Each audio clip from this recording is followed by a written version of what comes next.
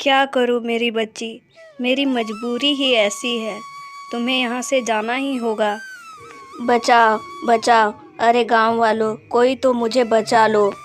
कंचनपुर गांव हरियाली और खुशहाली के लिए जाना जाता था, लेकिन इस साल सब कुछ बदल गया। आसमान में बरसती आग और महीनों से बरसात न होने के कारण गांव के तालाब, कुएं और नदियां सूख गए थे। किसान बेबस थे, खेत बंजर बन चुके थे और पानी के लिए लोग कोसों दूर जाने को मजबूर थे। उसी गांव में सोनू अपनी पत्नी प्रीति और अपनी बेटी गुड़िया के साथ रहता था।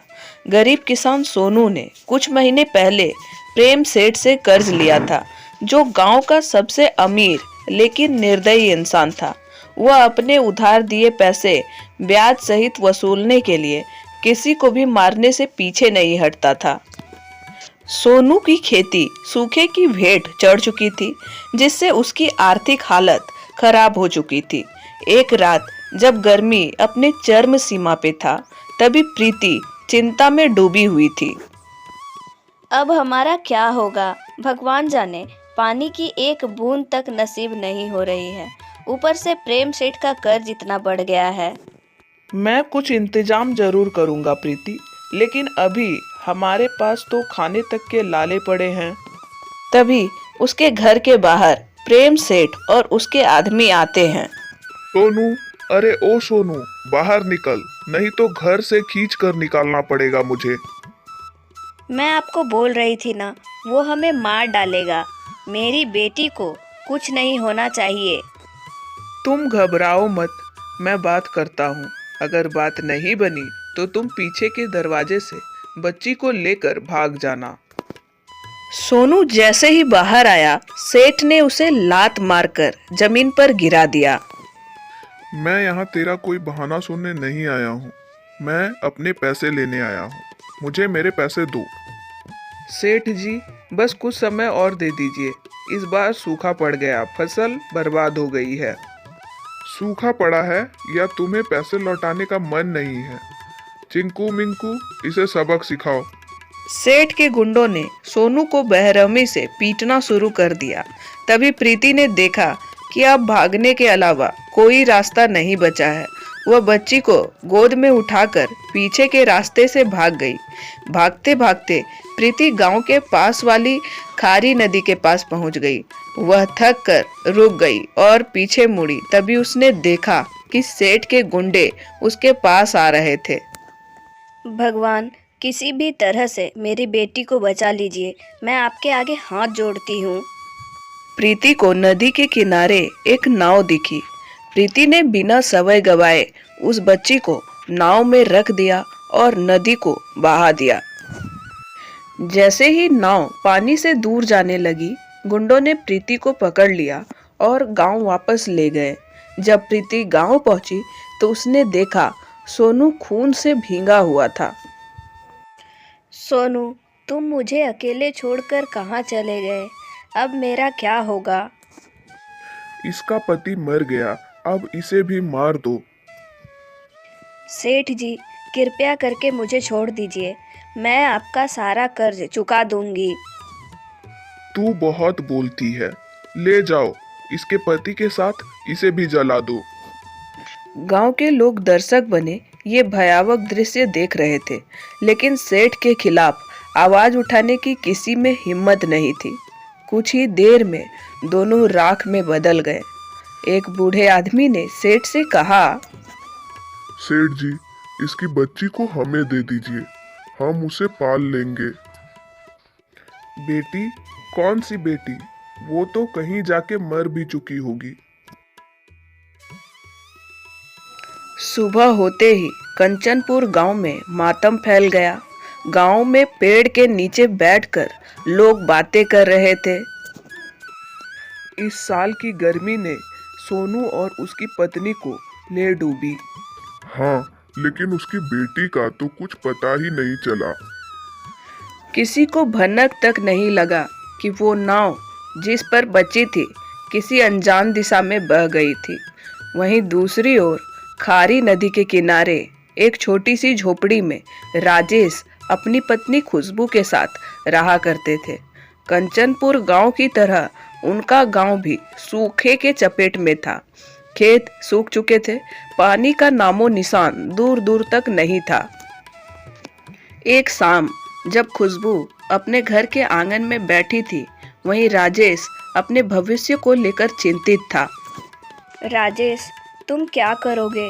हमारे गांव में तो सूखा पड़ा हुआ है और इस नमकीन नदी से क्या ही मिलेगा। अरे भाग्यवान, तुम चिंता क्यों करती हो? कुछ ना कुछ तो हल जरूर निकलेगा। खुशबू, एक बात बताओ, हमारे घर में एक नन्हा सा बच्चा कब आएगा? ये तो भगवान के हाथ में है।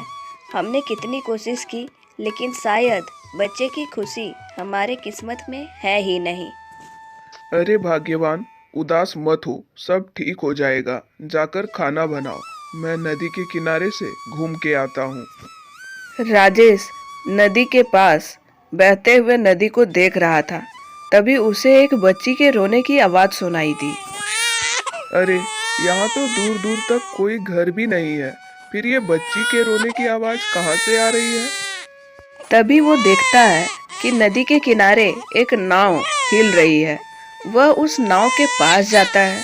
तभी उसे नाव में बच्ची दिखाई देती है। बच्ची को देखकर राजेश के होश उड़ जाते हैं। वह उस बच्ची को गोद में उठाकर घर ले आता है। खुशबू, जल्दी बाहर आओ, देखो मेरे पास क्या है।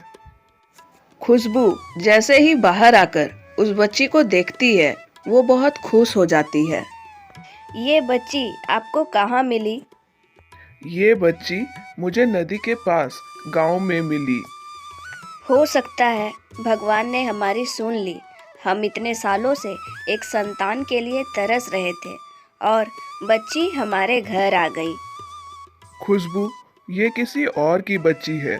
हमें इस बच्ची को इसके माता पिता के पास लौटा देना चाहिए।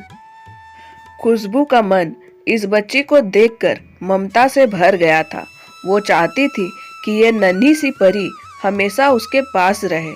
कुछ देर बाद वे दोनों बच्ची को लेकर अंदर चले जाते हैं। शाम ढल चुकी थी। वे दोनों बच्ची को दूध पिलाया और खाना खाकर सो गए।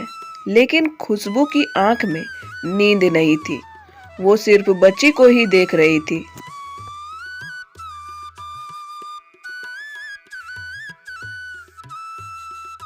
सुबह की पहली किरण जब राजेश के आंख पे पड़ी तो उसने देखा कि खुशबू बड़े ही प्यार से उस नन्ही सी बच्ची को निहार रही थी। उसकी चेहरे पर ममता और चिंता साफ दिख रही थी। अगर इस बच्ची को हम किसी को दे दे तो क्या ये सही होगा? इसके असली माता पिता कौन हैं, कहाँ हैं, कुछ नहीं पता। पर खुशबू की ममता देखकर लगता है कि ये अब हमारी बेटी बन चुकी है। दोनों ने उस बच्ची को अपना लिया। दूसरी ओर गर्मी अपने चरम सीमा पे थी। अजी, मैं खाना कैसे बनाऊं? घर में तो पीने तक को पानी नहीं है। ठीक है, मैं कुएं से पानी लेकर आता हूँ। राजेश गांव के उस कुएं पर गया जो उस गांव में पीने योग्य पानी का एकमात्र स्रोत था। लेकिन गर्मी के कारण कुआं सूख चुका था। राजेश अपने पड़ोसी से एक बाल्टी पानी मांगकर घर आया। खुशबू, मैं पानी लेकर आ गया हूँ, जल्दी से कुछ बना दो। खुशबू खाना बनाई। दोनों ने मिलकर भोजन किया। शाम होते ही खुशबू अपने काम में लग गई, लेकिन उसका सारा ध्यान गुड़िया पे ही था। तभी गुड़िया रोने लगी। राजेश, जल्दी आओ। क्या हुआ? घर में पानी खत्म हो गया है। हमारी बेटी रो रही है, इसे पानी चाहिए। मोहन अपना बाल्टी उठाया और पानी की तलाश में चल दिया। लेकिन गांव में उसे कहीं पानी नहीं मिला। गांव के सभी लोग पानी के बिना उदास थे। पानी की तलाश में वे जंगल की ओर चल दिया।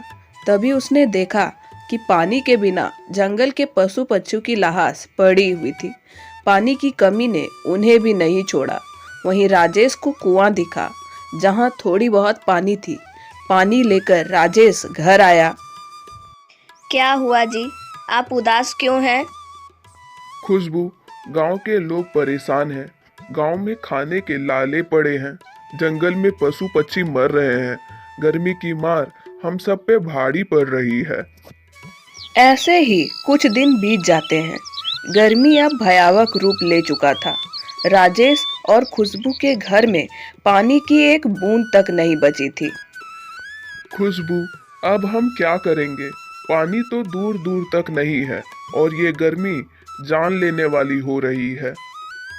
आप दूसरे गांव जाकर क्यों नहीं देखते? शायद हमें वहां कुछ पानी मिल जाए। तभी राजेश पानी की तलाश में दूसरे गांव की ओर निकल पड़ा। जब वो वहां पहुंचा तो वहां का हाल देखकर वो हैरान हो गया। वहां के लोग उससे भी बुरे हाल में थे। अरे भाई, क्या यहाँ कहीं पानी मिलेगा? यहाँ किसी के पास पानी नहीं है। अगर पानी चाहिए तो प्रेम सेठ के पास जाओ, लेकिन पानी वो पैसे से ही देते हैं। राजेश उस सेठ का पता पूछकर उसके घर के लिए निकल गया। तभी रास्ते में वे कुछ बात कर रहे थे। राजेश थोड़ी दूर पर खड़ा होकर उनकी बातों को सुन रहा था। सेठ जी, हमने उस बच्ची को हर जगह ढूंढ लिया, लेकिन वो नहीं मिली। ना ही उसकी लाश का कुछ पता चला। मतलब वो अभी जिंदा है। इसका मतलब वो जिंदा है और जरूर किसी के घर में है। लेकिन सेठ जी, हमने उसके माँ बाप को मार दिया। अब उस बच्ची से क्या लेना देना? नहीं, मुझे उस बच्ची की लाश चाहिए, कैसे भी चाहिए। उनकी बातों को सुनकर राजेश हैरान हो गया।